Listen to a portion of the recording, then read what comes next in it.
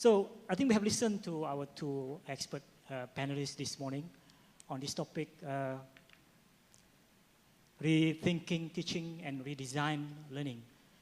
So I think the very powerful message from our discussion this morning is we need to really make a total classroom makeover. That's the word that I want to use, you know. And of course, as part of this making the total classroom makeover, we look at teaching and learning, how we can redesign learning based on the new way of thinking about teaching, how we strategize and using the new models of teaching and so on. But as part of that, we have to look at the whole ecosystem. We cannot just address one element in the ecosystem, but we need to look at other elements. Like when we talk about technology, which is very integral in this ecosystem to deliver the new way of teaching and the new way students learn. So, but Dato Amin has stressed that technology cannot replace teachers. Teachers are still indispensable. Teachers are irreplaceable. And because technology is there, the internet is there as a huge repository of information and knowledge.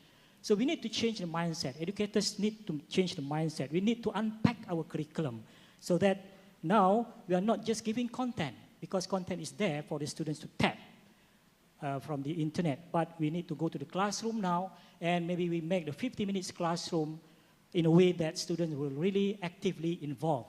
So that's what active learning or active classroom is about. We get the student to do. We get the students to think. We get the students to participate. We get the students to collaborate.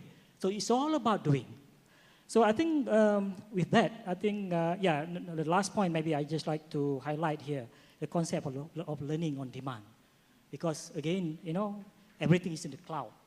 So, the students have the mobile device, the smartphone. We need to utilize this. The most powerful, the students have in their hand one of the very powerful computer, ever invented in the form of smartphone. So how do our educators take advantage of this and leverage on this?